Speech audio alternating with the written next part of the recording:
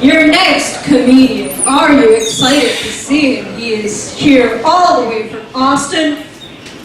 Yeah. Are you excited? Yeah. You should be more excited. He's an extremely funny man, a personal favorite of mine, and he's amazing. Please put your hands together for Midgette.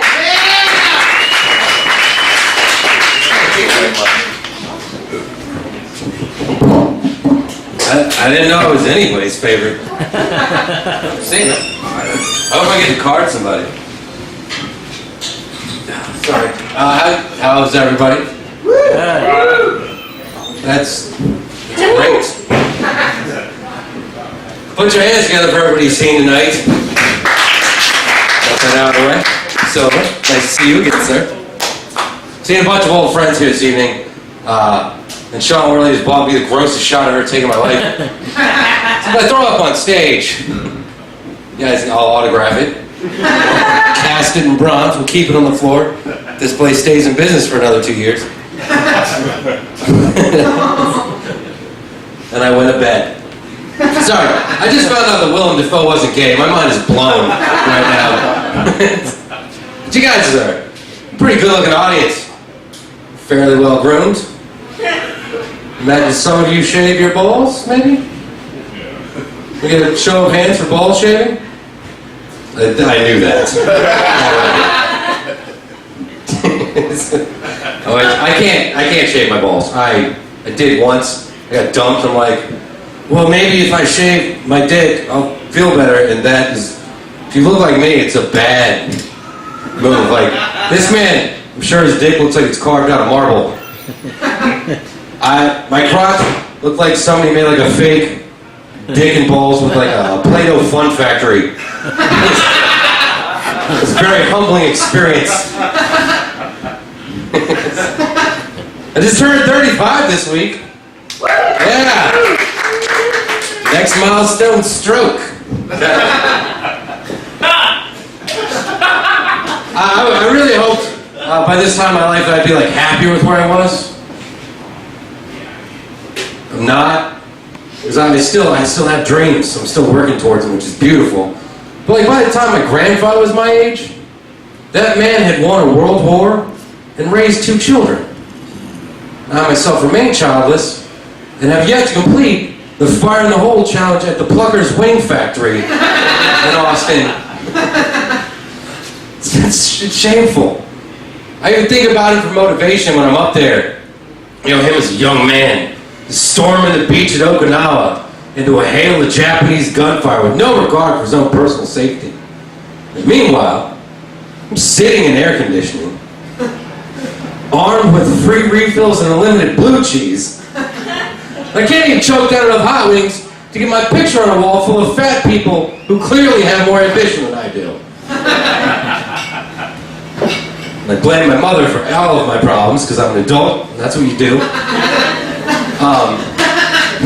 I mean, she's awesome, I love her, but she coddled the shit out of me. My mom never was like, hey man, you gotta be ready for life, because it's gonna take advantage of you, and if you let them, people will fuck you in the ass, in jail, or at work. Or wherever people get fucked in the ass. Do you guys have any ideas on me? Get in there. I was a door guy for a long time, hardwired. But no, I didn't have a mom like toughen me up. She was just always telling me anytime something went wrong, she's like, it's okay, because you're my son, you're destined for greatness, because you're special. And that is how you raise a sandwich artist.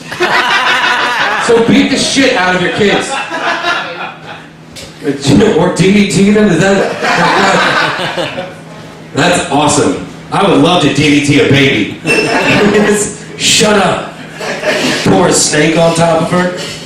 Jizz on. Oh, you don't jizz on baby. That's cool. I learned the hard way. We're not close to any schools or anything, right? Hey guys, what's going on? You look like dicks. Where are we? Oh yeah, no, so this is rage. I have this insane. What the fight? Can they hear this? Is that a thing that happens here? No. Damn it. All right, everybody, shh, quiet. Don't say anything. Guys, filming a movie. Could you just stand outside for like 2 more minutes? Thank you. All right. Cut!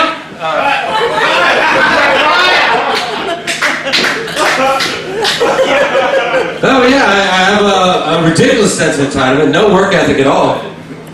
Like I said, I'm 35. There's not a birthday that's gone by that I haven't been sitting on my couch waiting for Hagrid to knock on my door with a letter of acceptance from Hogwarts School of Witchcraft and a pep talk about how I'm the savior of the wizarding community. I didn't know how it would go. I'd look up into his big, gentle, bearded face and say, "Really, Hagrid? Me?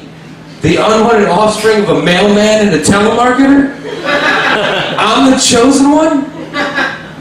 And he would laugh and say, "Mailman, Blake, you were the firstborn son of Marilyn Monroe and Thor. We just hid you from your parents at birth because it's a great plot device." And then faster than you could say Gringotts, the fantasy starts to change. And Hagrid transforms from a lovable half-giant into an enigmatic black man wearing a disturbingly sexy leather outfit. And he's offering me a choice of 2 pills.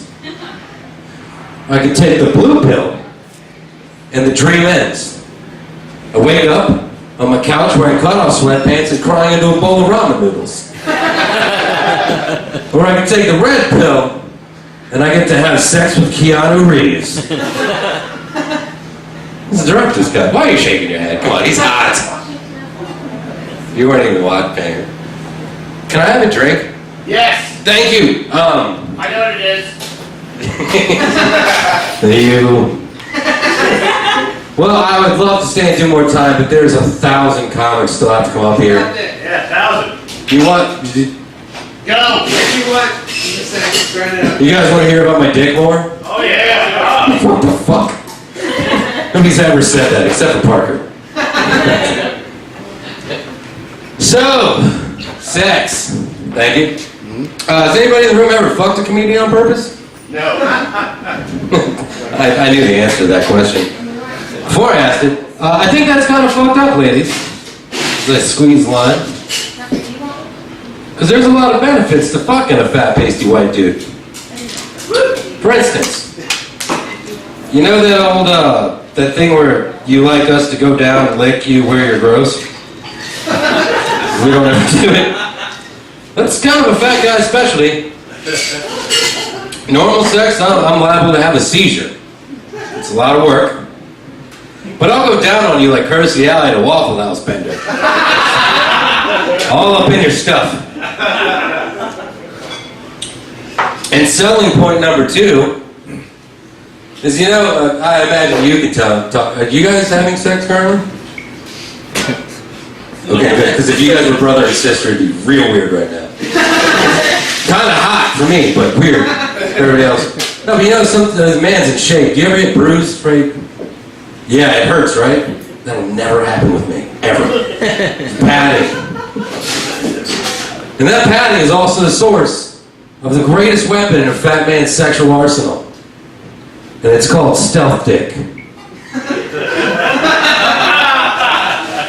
Stealth dick is an extra 3 inches of cock hidden under a layer of fat. Doesn't show up on radar? Let me back up. Say we get drunk tonight. No, not you, because he's big. And I'm unattractive, and I can see the way you're looking at me. But now, say somebody decides they want to have sex with me tonight. We're going to your place, because I don't live here. And I'm going to disrobe in your living room because I'm lazy as shit and your bedroom's upstairs. So I'm taking my clothes off while you're over here, bent over your dead grandmother's armoire, just crying a little bit. And you look behind you and you see me naked, and you notice shame and a lifetime of neglect and then 3 inches of rock-hard erection. And you think to yourself, I've seen bigger dicks on the top, I can handle this. But hold on. So I saunter up behind you, because I saunter when I'm about to get laid. And the sweat dripping off my nose makes you think I've come already, but hold on. You feel my glorious penis start to press into you, and you're very dry, so I gotta really go for it. And it pops in there, all 3 inches. And you're wondering what time house is coming on. But right then, at that moment, when your wrinkled, dry labia are holding back this clammy man fupa, like King Leonidas holding back the Persians at the hot gates, I thrust forward, 4 more inches of cock never before seen by human eyes, rifles up your pussy like a Voltron lion. Stealth dick. It's gross. Thank you all very much. Thank you, Jesse. And thank you for supporting local comedy. It means a lot to everybody in here. Blake Midgette, everybody! Came here all the way from Austin to tell you why you should have sex with him. Do it. You do it. I'm so glad you turned around. Your next comedian, Mr. Derek Brown. Put your hands together. Your next comedian has won. Also a member of Food State Comedy, and apparently a guy who gets laid very regularly. Please welcome to the stage, Josh Maxwell.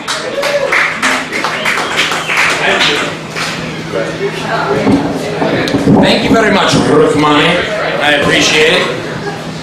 That is not true. That's a bold-faced lie. It's not regular. I turn her down on numerous occasions. It just gets incessant. Sometimes a man just wants to take a shower with someone else and then leave. You know, that's how it goes. And sometimes that shower has got to be brief. I'm not saying that I'm always brief. I'm not saying I'm not. But it's one of those things where, like, it's not built for two to be comfortable. Sex in a shower is an awkward thing to have. Am I right? Yes. That's definitive, isn't it? Jacob's like, yes, I've done the math. It's very hard. You like large girls, so I can imagine that those numbers are skewed. Picking up large girls, picking up women in general. Let's talk about that for just a second, because that's on the top of my head. I found that people lately at like the bars and stuff have been using this new type of game, and that is the lack of game. That seems to be what sells a lot. You go up and you talk to a woman and you're like, listen, I don't really have any like good lines, and I don't really, align myself with any group of people. I just find that I'm just like a guy that likes a girl, and women eat this shit up. And you have fallen for one of the classic blunders, and that is that the man that can look you in the eye and tell you he doesn't know what a man thinks more like a man than you could ever possibly realize. Because he realizes that if he says something so hallmarky to you and you go, that you'll be an easy sell on just about anything else. Hence, Jacob having sex with a fat woman in a shower. What? You moved over there now. You just going back and forth, so I think there's laughs coming from everywhere. How'd that go? That's alright, I hear it in my head anyway. There's an uproarious applause. That was my tact. I used to do that. Like, I would go out to bars and I'd be like, listen, I'm just a regular guy. You know what I mean? I don't have any fancy lines. I think you're great. I think you're cool. I think we should get to know each other better. And then it would backfire because she would come at me with like, yeah, well, it was a nice time. I got to know you better. I don't really like you. You're not my type of guy. And then I would say something like, oh, but baby, you haven't seen the rest of it. Which is the worst tagline you can possibly tack on. Yeah, that's just bad. Let's just quit that shit. So anyway, I ended up winning her over at the very end because I did the regular guy shit. And so, I'm one of those dudes that, I've decided to attack life like head on, all right? You know, I feel like if you fear something, immersion therapy. You're scared of snakes, you go on like one of those Fear Factor shows and you dive into a whole bed of them. So I'm afraid of growing up. Not terrified of it, but it just sounds like shit, and I don't want to do it. But I realize that like I'm looking older and older as the days go by, and I need to find someone to just stick it out with me until I die. So I've decided to just headlong into the fray. Met this girl, we were dating for like maybe 2 or 3 days. I decided I'd move in with her. Yeah, but it gets better. She's got a kid. He's like 7 years old. So I'm just establishing that like, hey, I'm an adult. We're not always gonna play video games together. No, trust me, when she's not around, we'll play video games together. But I have to do that like adult thing. So that's coming in. I have to split the rent with her. My parents have been paying it most of my entire life. So it's another hard thing I gotta do. So I decided it's not enough. I'm gonna go on a vacation with her. And we're gonna do this whole thing like fucking adult style. So we pick a place. I know a few people. We go to Chicago. We fly in, and as soon as we land there, I head to the Blue Line. It's the subway system there. And she immediately starts screaming and yelling about how she's not gonna be caught dead on that subway system when we can just rent a car. And I started thinking like, okay, first of all, I thought we were gonna do this shit together. And there's no better way to spend a vacation than huddled tightly on a scary ass subway. And she thought, no, we'll spend the money on the fucking rental car. And I was like, that is exactly the difference between women and men. That's right, this is a joke from the 90s with a new bent, so just listen. Men and women differ, and it's just on how you get there. It's not the destination, it's how you get there.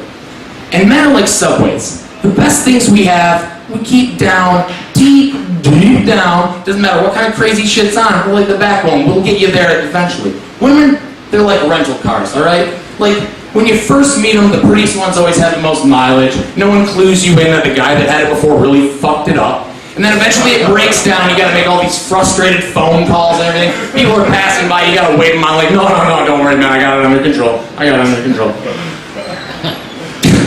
Yeah, so what I'm saying is, don't go on vacation to Chicago with a woman that you have just met, because it will end up ending in one of those kind of arguments where you just keep screaming the same thing over and over again while she bitches after everything under the sun, and you immediately imagine that you have won her over with that argument. She will punch you in the face, and this is what happens. You keep screaming and yelling, I see the light, don't worry, Rukmani, I'm getting off here in a second. I'm just looking for a punchline in the middle of this rant. It's in there somewhere, I'm telling you, it's a diamond in the rough. So she punches me in the face after all this arguing. And if you do that to a man, this is what you get. This face right here. Which is a mixture of shock, anger, and amusement. Shock because you just hit me. Out of nowhere. Anger because you hit me in the face. And amusement because you're a girl. Alright? Okay, that sounds like the hatred of women staring at me. I can't see past this light, but I'm going to take that as a sign that I need to get up. You guys have been spectacular. Thank you very much.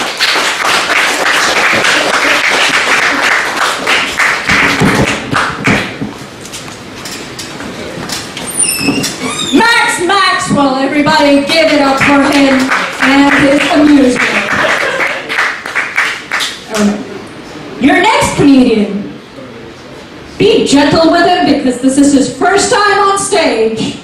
Please welcome AJ Fiege.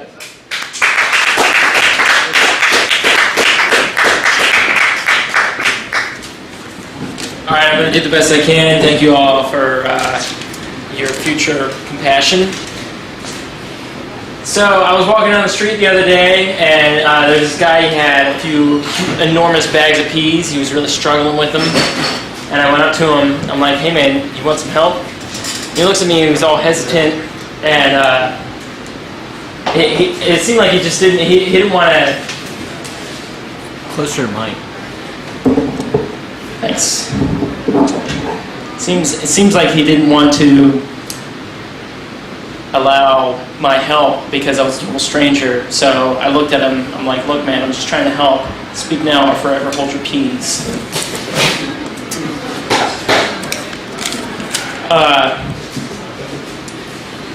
When I first started masturbating, I kind of figured it out. It was a stroke of penis. It's kind of funny when when you say the word mumble, it still sounds like a mumble. When I eat Chinese food with people who've been in China, they tell me it doesn't taste the same as in China. So I was kind of wondering, does that make it imitation Chinese food?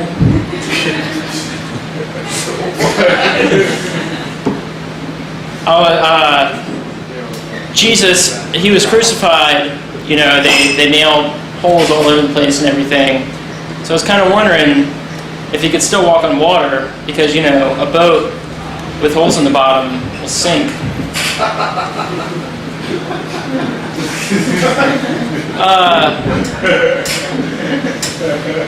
I don't use Italian dressing or French dressing on my salads, but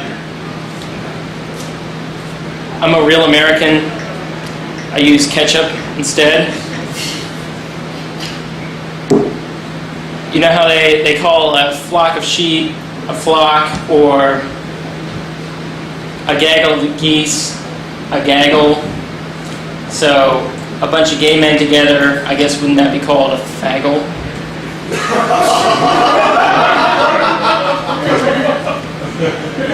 I can't help but think when people tell me, have a nice night, oh, what about the rest of my life?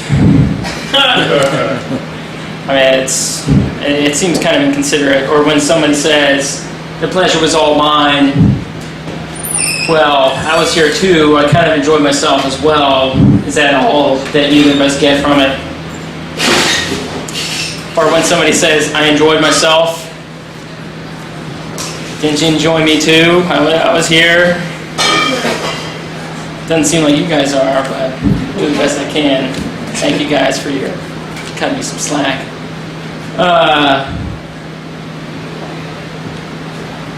What's your mic? Yeah, thanks. This guy's doing me a lot of good as far as having faith in myself. So my uncle, he's a doctor, and he was studying to be a pediatrician, and of course through his studies he had to cut off the foreskin of babies, and the thing is he took all the foreskin and made a wallet out of it, but the thing is when he rubbed it, the wallet turned into a suitcase. I'll leave it at that. Thank you guys. I really enjoyed myself. You guys have a nice night.